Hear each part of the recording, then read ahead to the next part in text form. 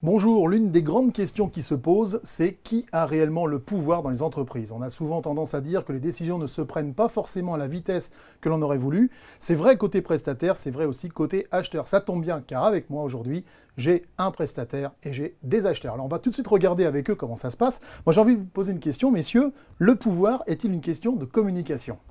Didier. Pas simplement. La communication, il faut bien l'avoir comme un outil de départ, mais derrière, très vite derrière, il faut mettre un plan opérationnel en place. La communication seule aboutirait à un discrédit sur le moyen à court terme. Donc je pense que derrière la communication, il faut un message fort, évidemment, mais il faut surtout un plan d'action Bien sûr. qui soit reconnu et accepté par tous. Julien? Je vais rejoindre Didier sur le fait que c'est une des conditions de la réussite. Et je pense que ça, c'est une évolution du métier aussi. C'est que pendant longtemps, on croyait que le pouvoir résidait dans celui qui détenait l'information. Je pense qu'aujourd'hui, c'est parce qu'on partage l'information et qu'on a une bonne communication qu'on a vraiment du pouvoir. Maintenant, c'est une des clés de succès. Et pour moi, je pense qu'effectivement, la communication, c'est forcément une qualité qu'il faut avoir, mais c'est surtout avant tout une connaissance des enjeux d'une entreprise qu'il faut maîtriser, des enjeux internes d'une entreprise. Alors justement, moi j'ai envie de vous poser aussi une autre question maintenant, l'opérationnel versus le stratégique. Souvent, on a des acteurs opérationnels qui font tout ce qu'ils peuvent pour mettre en place des solutions, mais ils n'ont pas forcément les moyens d'aller chercher en stratégie, de monter en COMEX, de monter des business cases qui leur permettent vraiment d'attaquer la couche de décision en fait, de cette entreprise. Julien, vous le voyez souvent, vous de votre côté, ça justement, ce problème? Oui, tout à fait. On a nous l'habitude de dire qu'on a à peu près 7 niveaux ou 7 types de personnes qui vont influencer, qui vont permettre de générer une décision. Et clairement, l'opérationnel est souvent pas le décideur dans ce qu'on peut voir nous. L'opérationnel va plutôt être soit l'initiateur, celui qui va exprimer un besoin ou exprimer une nouveauté, une veille, peut-être même un rôle d'influenceur parfois au sein de la société. Mais on aura derrière même un acheteur et un décideur qui sont pour moi deux personnes différentes. Souvent, quand même, on voit des acheteurs qui sont en fait une personne qui va aller matérialiser un contrat, qui n'est pas forcément celui qui prend la décision à lui tout seul. Il peut se faire la voix d'un groupe, mais ce n'est pas souvent lui qui décide tout seul, l'opérationnel, de qui on va sélectionner au sein d'une entreprise. Eric, de votre côté, vous qui êtes justement conseil achat, comment vous voyez ça? Moi, je ne fais pas le distinguo entre le stratégique et l'opérationnel, en fait. Pour moi, je ne vois Très pas une intéressant, stratégie ça. dans une tour d'ivoire et l'opérationnel sur le terrain. Je ne fonctionne pas comme ça. Ce qui est sûr, c'est qu'on ne travaille pas seul. Pour moi, c'est en lien avec sur la communication, c'est que n'importe quel sujet, n'importe quel projet, qu'on soit le business travel ou que ce soit d'autres sujets, en fait, on est bien obligé de travailler avec d'autres départements et ce n'est pas parce que je décide de quelque chose que ça va être exécuté. C'est plus, il faut savoir travailler, comprendre comment fonctionne une entreprise pour mettre en place en fait, des choses. Donc je suis plus dans cette logique-là et je ne distingue pas moi le stratégique d'un côté et l'opérationnel de l'autre. En fait. Didier, donc vous au Sénat en plus en particulier, vous avez beaucoup je dirais d'adhérents qui sont dans l'indirect, qui sont aussi dans les directs. Vous-même, vous êtes dans tout ce qui est industriel. C'est aussi important à ce moment-là justement de discuter avec les donneurs d'ordre. C'est pas un peu compliqué d'être au milieu quelque part? L'acheteur est un peu au milieu. On peut être au milieu, et là ça peut être bien sûr très compliqué. Mais si on se met très très en amont avec finalement, que ce soit au niveau des achats, qu'on puisse déployer la stratégie, c'est beaucoup plus facile. Parce que si on est initiateur d'une stratégie, une des premières étapes de cette stratégie, ça va être de constituer un groupe de travail. Et je rebondis un petit peu sur ce que vous disiez tout à l'heure. L'acheteur peut être décisionnaire, à condition que ce soit lui qui mène la stratégie, presque en tant que responsable de projet. Mais aujourd'hui, je pense que, quelle que soit quelque part la fonction, si on a une bonne stratégie et si on arrive derrière à motiver la troupe, on est presque dans l'obligation d'être dans un résultat. C'est là où on partage le côté, je partage la communication et finalement j'ai un rôle de chef de projet, au fait. J'ai un rôle de coordinateur sur lequel j'apporte une méthodologie, j'apporte aussi une veille, du sourcing, enfin je vais apporter vraiment là c'est là où je rejoins Eric, de l'opérationnel, dans le sens vraiment de la technicité, mais moi je reste quand même convaincu que si on n'a pas ce rôle global, tout seul, c'est compliqué de prendre une décision. Et en tout cas, si on prend un exemple qui est plus lié au voyage, qui est peut-être moins vrai dans d'autres familles d'achat, quelqu'un qui va faire l'opérationnel du travel manager va avoir essentiellement, dans ce qu'on voit nous chez nos clients, un rôle d'influenceur, de préconisateur ou de lanceur d'alerte quand on a un problème avec un fournisseur, mais à lui tout seul, il ne pourra pas décider de référencer un fournisseur, par exemple, aussi basiquement que ça. Il ne peut pas décider lui tout seul de référencer tel ou tel fournisseur parce qu'il y a une stratégie d'entreprise, justement, et qu'en fonction des critères de la stratégie, on va aller décider de référencer ou non tel ou tel fournisseur.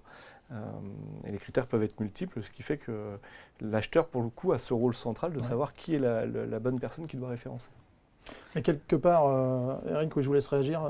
Ouais, en fait, effectivement, c'est ça qu'il faut retenir, c'est que n'importe qui, de toute façon, on est toujours dans la gestion de projet, peu importe le sujet, c'est de la gestion de projet, et comme tout projet, ça ne se fait pas tout seul. Il faut forcément identifier rapidement les parties prenantes. Donc quand vous vous occupez du voyage d'affaires, si on prend cet exemple-là, parce que c'est quand même assez intéressant, ce n'est pas l'acheteur qui décide seul, c'est pas les RH qui décident seul, c'est pas la sécurité qui décide seul, c'est pas le contrôle interne qui décide seul, c'est pas la finance qui décide seul, c'est pas la direction du système d'information qui décide seul, c'est pas la direction juridique qui décide seul, mais c'est cette direction-là qui vont être impliquées, sans oublier le management. Donc en fait, et le voyageur. Et le voyageur, que j'inclus un peu dans le management quelque part. Mais c'est-à-dire que tout seul, on peut rien faire en fait. Donc si déjà on ne sait pas, quand on travaille sur un sujet comme ça, que ces 7 parties prenantes-là sont forcément impactées et qu'on y va avec son bâton de pèlerin bêtement, enfin je dirais bêtement parce qu'on n'a pas identifié les bons leviers, on n'a pas identifié que le SI peut dire non demain à la mise en place d'une base RH pour gérer les passeports parce que c'est pas sécurisé, des choses comme ça ne peut pas marcher en fait. Ça veut dire qu'il faut avoir une vue panoramique. L'acheteur a une vue panoramique quelque part, il est pivot dans un projet. Tout à fait. Oui, il est pivot, il est transversal. Je dirais que dans l'émission du besoin initial, tous doivent participer, quels que soient les services, avec des disparités. Je dirais que plus la participation sera active et je dirais multifonctionnelle, meilleur sera le résultat. Parce que, bien sûr, à un moment donné, on partagera le risque aussi dans la décision. Et il est évident qu'un acheteur seul ne peut pas prendre la part de risque, mais doit faire aussi participer ceux qui, justement, ont rédigé le cahier des charges, les spécifications, quoi. C'est là où on a besoin d'un bon binôme, justement. Enfin, quand on est vraiment... Il y a besoin de beaucoup plus qu'un binôme au départ. Il y a une équipe entière. Mais après, quand on a lancé son RFI ou son RFQ, c'est là où on a besoin d'un binôme fort avec l'opérationnel. Parce qu'on ne va pas du tout acheter une prestation intellectuelle de la même façon qu'on va aller acheter un outil, un ERP ou une prestation voyage. Eric le disait, on a cité 7 acteurs. Et il y a aussi les partenaires sociaux. Enfin voilà, il y en a facile une petite dizaine en fait, sans aller chercher très loin. Il y a facile une petite dizaine sur le voyage. Mais on a besoin d'avoir quand même quelqu'un qui est très expert sur l'opérationnel, mêlé avec de la technicité d'achat, sur si je fais le même appel d'offres avec le même questionnaire pour tous mes fournisseurs et toutes mes prestations, il est probable que ce soit un succès mitigé, voire un échec à la fin quand même. Moi j'ai envie de vous poser une question, là dans ce que vous dites, moi je suis entièrement d'accord bien sûr, mais ça veut dire que l'acheteur est vraiment sur un pivot, donc il a une importance, pour moi il est stratégique. Ça veut dire aussi qu'il est obligé de s'appuyer sur des compétences, mais également sur des outils, sur des processus. Et vous, en particulier, qui êtes dans le conseil, est-ce que vous voyez souvent ça, ces processus, ou est-ce qu'il y a vraiment un gros besoin de support, je veux dire, quelque part? Moi, je ne suis pas tant sur les processus. C'est-à-dire que pour moi, le sujet, c'est bien comprendre l'entreprise dans laquelle on travaille. Pour moi, chaque entreprise a un fonctionnement différent. Des fois, c'est des groupes décentralisés où chaque entité décide. Des fois, c'est des groupes centralisés et effectivement, ça déroule quand le siège est décidé. Et des fois, c'est autre. Chaque groupe a des spécificités avec des enjeux. Ce qui est sûr, c'est qu'on ne travaille pas tout seul. Je ne sais pas si c'est en termes de processus, mais si on ne comprend pas les mécanismes qui font qu'on peut prendre des décisions et que les projets peuvent aboutir, si on ne comprend pas ces mécanismes-là, pour moi, c'est plutôt ça, en fait, pour moi, la clé du succès. Bien sûr, Julien. Là, je suis totalement d'accord avec Eric. C'est là où, quand je vois que des sociétés vont avoir un appel d'offres et que je retrouve exactement le même appel d'offres sur une autre société, ça me fait me poser des questions sur la façon dont on a compris les enjeux de son client, ou ça me fait poser des questions sur la façon dont on a compris les enjeux même de cet outil-là, parce que on parle d'une prestation travel, par exemple, qui est par nature assez complexe. Pour autant, la complexité entre deux entreprises du CAC 40 n'est pas la même. Les enjeux ne sont pas les mêmes, les besoins ne sont pas les mêmes. Donc, peut-être là où je vous rejoindrai sur les processus, c'est qu'en fait, le processus d'achat, il peut être peut-être différent ou similaire d'une entreprise à l'autre, mais les enjeux et l'analyse vraiment des besoins, ce que vous disiez aussi, elle doit être systématiquement adaptée à son client et son contexte. Je peux faire un appel d'offres pour un client une année, le refaire 4 ans après, et je ne referai pas le même appel d'offres. Parce que l'enjeu a évolué, la maturité a évolué. En ce moment, avec les marchés qui évoluent à très grande vitesse, ça serait un peu suicidaire de refaire le même appel d'offres. On a accompagné un client, pour donner un exemple très concret, on a accompagné un client il y a 4 ans, l'enjeu était plutôt financier. Réduction des coûts, maintien des marges, on le présentera comme on voulait, mais l'enjeu était financier. On accompagne le même client aujourd'hui, l'enjeu c'est l'utilisateur. Il faut remettre l'utilisateur au centre des processus, etc. Pourtant c'est le même client, c'est le même cabinet qui l'accompagne il y a 4 ans près, mais on fait un appel d'offres qui est complètement différent. Didier, alors justement, on parlait à l'instant de maturité d'achat, on parlait d'outils, on parlait de processus. Vous êtes dans le métier, vous n'êtes pas dans le conseil, vous êtes vraiment dans le métier. C'est un problème, ça, généralement, dans la communauté des acheteurs, d'avoir des outils qui soient fiables, d'avoir des processus qui soient un petit peu harmonisés, ou est-ce que c'est un petit peu chacun qui fait en fonction de la société dans laquelle il est? Bon, moi, j'ai eu 6 ou 7 vies professionnelles, je ne me souviens plus, à travers les achats, donc aussi bien dans des grands groupes que dans des sociétés très intermédiaires, des grosses PME, PMI. Et bien sûr, les outils n'étaient pas les mêmes. Mais il y a des outils transversaux qui permettent d'avoir un bon niveau d'information, hein, à partir du moment où, bien sûr, on les nourrit régulièrement. Ça, c'est une autre problématique. Mais à partir du moment où on les nourrit correctement, eh bien sûr, on a de très très bons outils qui aujourd'hui nous permettent de bien travailler au niveau achat opérationnel. Mais ce n'est pas suffisant. C'est pas suffisant. C'est-à-dire que sans le travail collectif, encore une fois, et en faisant intervenir les différentes fonctions qui doivent intervenir au regard des besoins, le travail ne serait pas efficace, même avec de bons outils. Donc les outils, c'est une chose, le relationnel, fonctionnel, c'en est une autre, et c'est la réunification de tout cela qui va nous permettre d'aboutir sur un très très bon résultat. Je voudrais revenir aussi un petit peu sur l'aspect marketing, marketing achat, parce que souvent par marketing achat, on entend la bonne connaissance des marchés externes, hein, tout ce qui est à l'extérieur de l'entreprise. Mais il faut aussi, à mon avis, attacher beaucoup d'importance à tout ce qui est marketing achat interne, c'est-à-dire prendre la température. L'expression du besoin. Tout à fait. Prendre l'expression du besoin, mais pas simplement l'empathie qu'on peut avoir avec les différents services. Moi, j'ai toujours le souvenir d'avoir été directeur des achats d'un grand hôpital sur Paris, où finalement l'aspect affectif avec le corps médical était très très important. Hein. Donc, vous voyez, il y a bien sûr tout ce qui est externe, mais j'attache une grande importance à tout ce qui est aussi interne, quoi. Alors justement, pour rebondir sur ce que vous venez de dire, effectivement, moi j'ai l'habitude d'expliquer ça en fait, quand je fais des formations, c'est de dire l'acheteur c'est 20% d'externe, 80% d'interne. Tout à fait. En gros. Mais de toute façon, la négociation en achat représente quoi? 5% quand vous êtes en stratégique, c'est 5% de votre activité. C'est ça. Et par contre, négocier en interne est plus dur d'ailleurs que négocier en externe. Beaucoup plus épuisant. Négocier en interne reste le plus compliqué. Et ce, à travers les différentes activités que j'ai pu parcourir, négocier en interne est très très compliqué. À partir du moment où on a négocié en interne, je dirais que le travail il est fait. Et puis pour le coup, même avec les fournisseurs, la négociation, elle se fait quand même souvent un peu avant l'appel d'offres.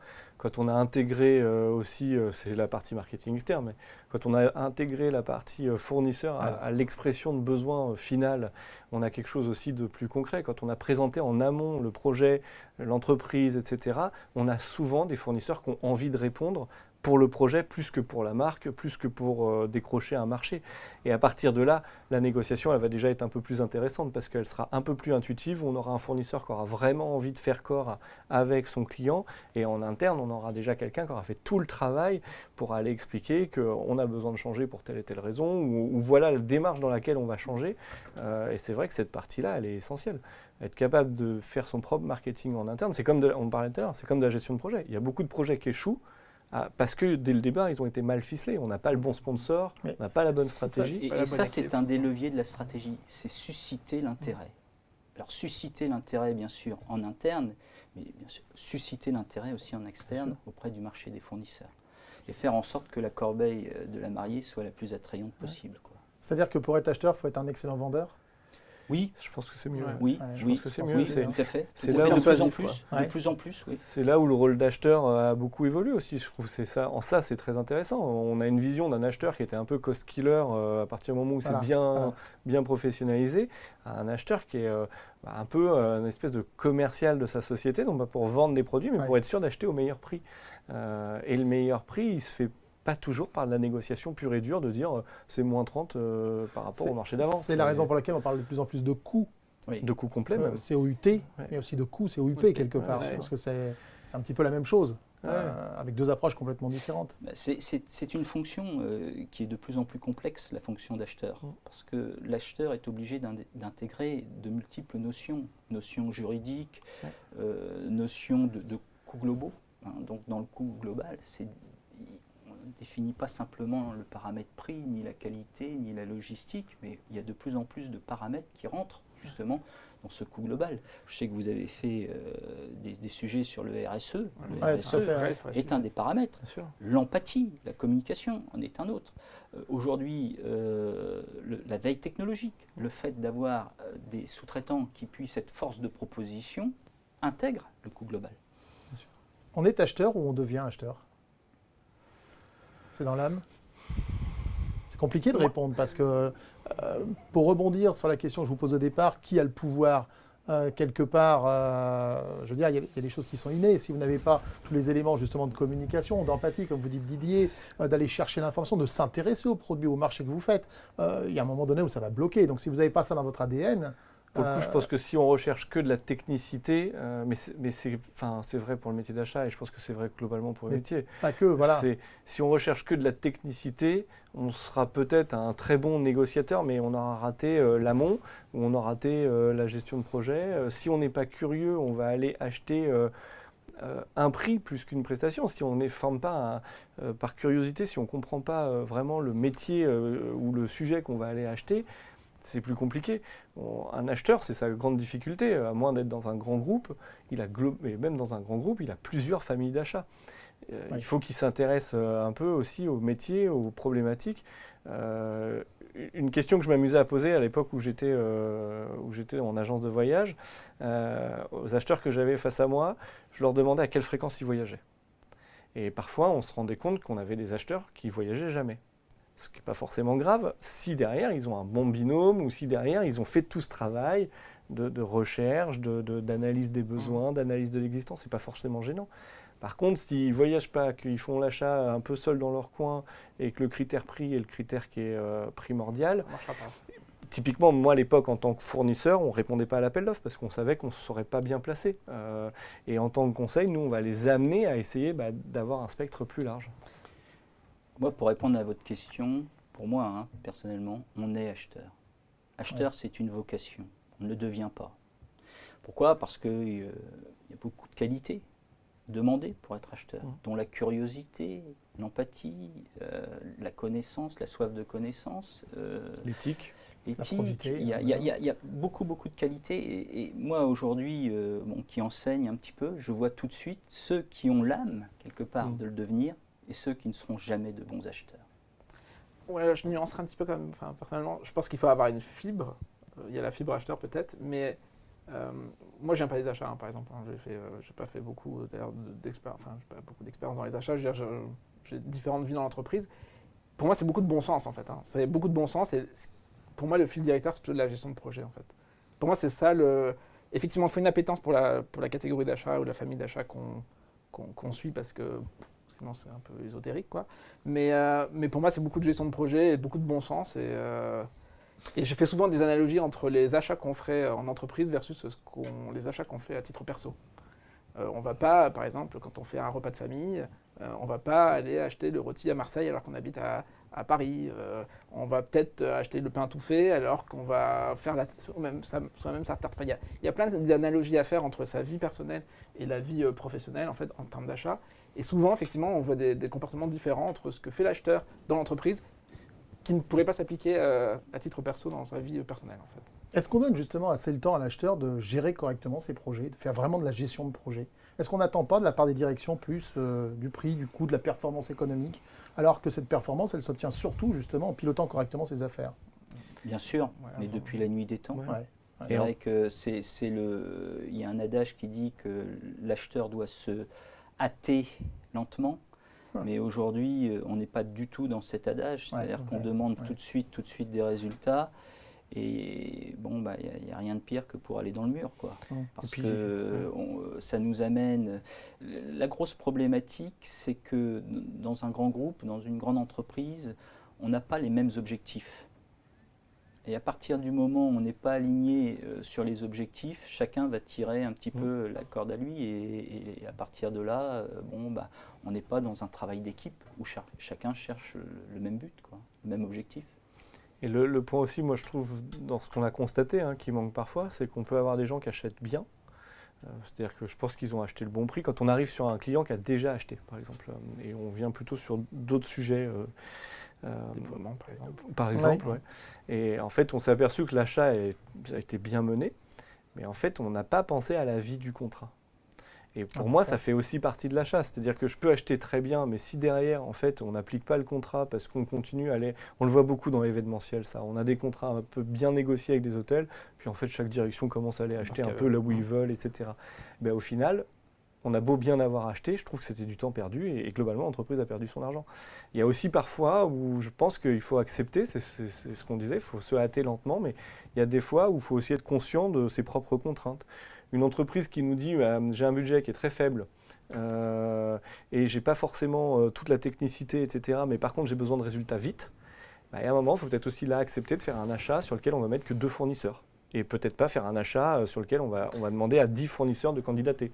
Parce que on ne prend pas le temps, ou en tout cas prendre le temps, c'est prendre de l'argent aussi, que ce soit interne ou via un consultant, un cabinet de conseil. Et parfois, il faut faire aussi confiance, justement, si on n'a pas ce temps-là, parce qu'on a 1000 familles d'achat dans son portefeuille, faire confiance et dire je ne prendrai que 2 fournisseurs, mais par contre, j'ai construit avec eux l'appel d'offres. Donc j'ai gagné du temps aussi à la fin.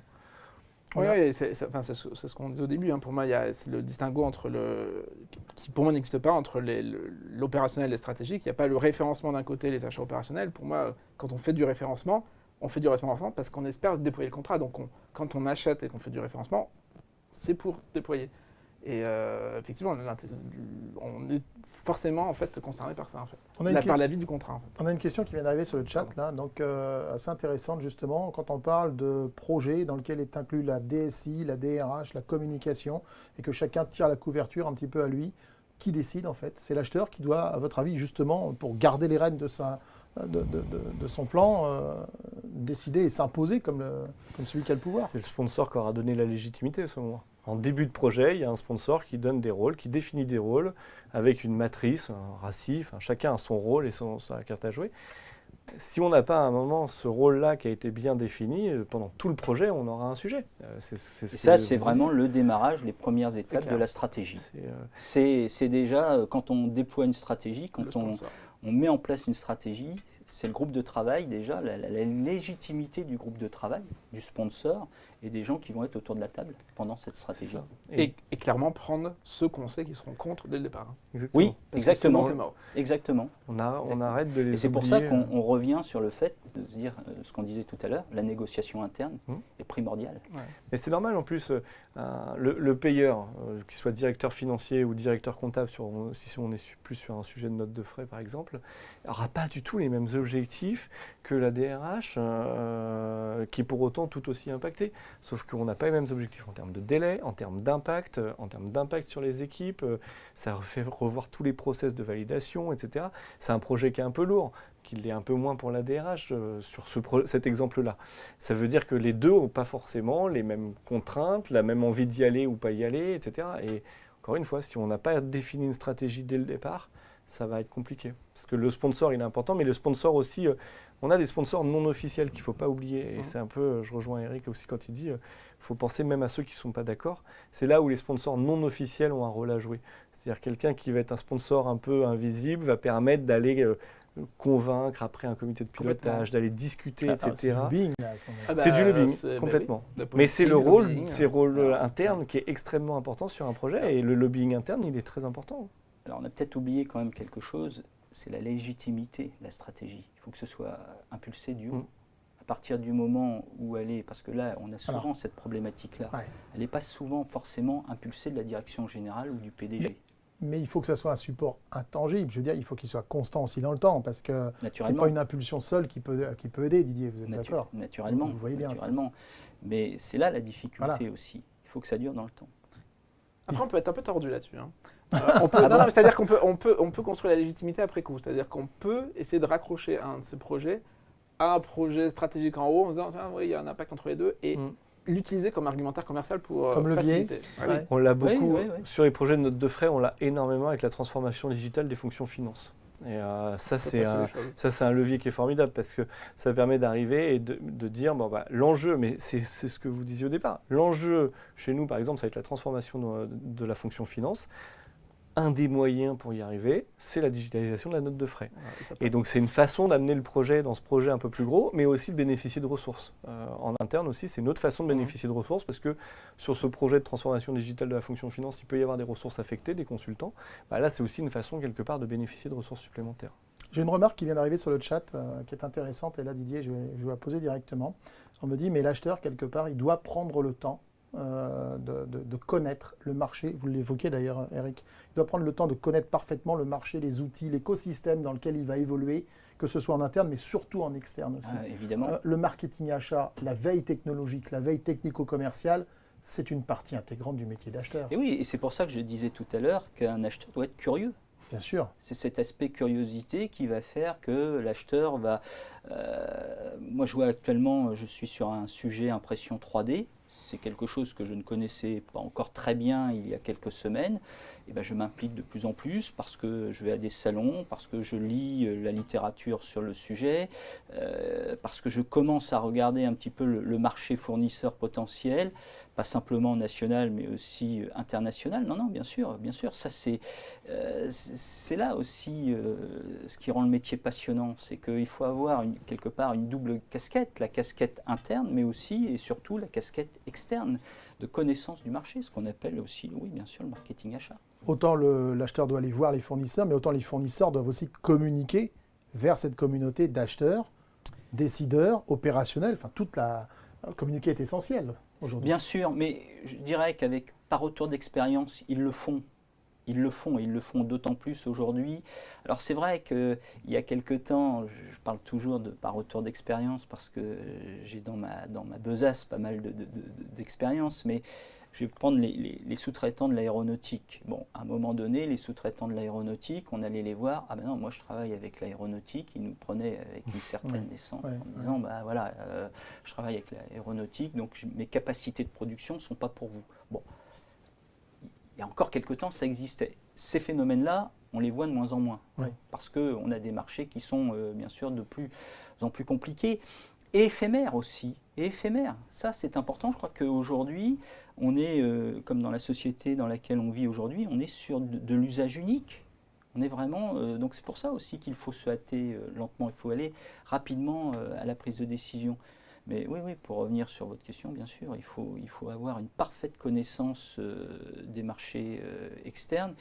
Et puis, encore une fois, c'est ce qu'on disait tout à l'heure, susciter l'intérêt vis-à-vis des fournisseurs. Venez travailler avec nous, vous verrez, vous ne serez pas surpris. Il faut être proactif. Oui. En fait, pour moi, l'acheteur, ce n'est pas la personne qui attend qu'on lui demande ce qu'il faut acheter, c'est la personne qui connaît très bien le marché et qui va aller voir justement le producteur, t'as vu ce nouveau produit là, t'as vu ce fournisseur là. Enfin, il faut qu'il soit proactif et pas dans une logique de ok, j'attends qu'on me demande ce qu'il faut acheter. C'est là où je pense qu'il ne faut pas hésiter, encore une fois, à communiquer, mais communiquer même vers l'extérieur. Parfois, dans les appels d'offres, on me dit non, on ne veut pas donner nos chiffres. Encore une fois, au plus on donnera de chiffres, au plus on aura des réponses qui seront intelligibles et qui seront adaptées à notre vrai besoin. Et à mon sens, on gagnera du temps. Si je donne des chiffres qui sont partiels, il y a toute une partie quand même de l'achat qu'il va falloir que je fasse à un moment. Alors peut-être que je les ferai qu'avec les 2 derniers, les 2 finalistes, mais il faudra quand même que je le fasse. Et si je ne le fais pas, le fournisseur lui-même pourrait être passé à côté de quelque chose d'important et soit se rendre compte demain qu'en fait il a gagné un contrat, il est très content, il l'a célébré, mais en fait son contrat est au final pas hyper rentable pour lui. Résultat, la qualité de service risque de faire défaut demain. Ou alors, à contrario, on aura peut-être oublié et puis un utilisateur ne sera pas satisfait du besoin final, quoi.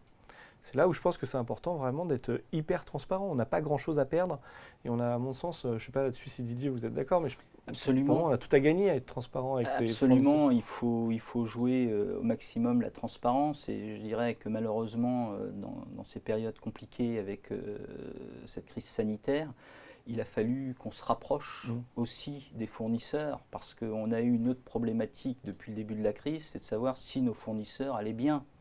Et pour savoir s'ils allaient bien, eh bien, il fallait avoir une gestion presque quotidienne.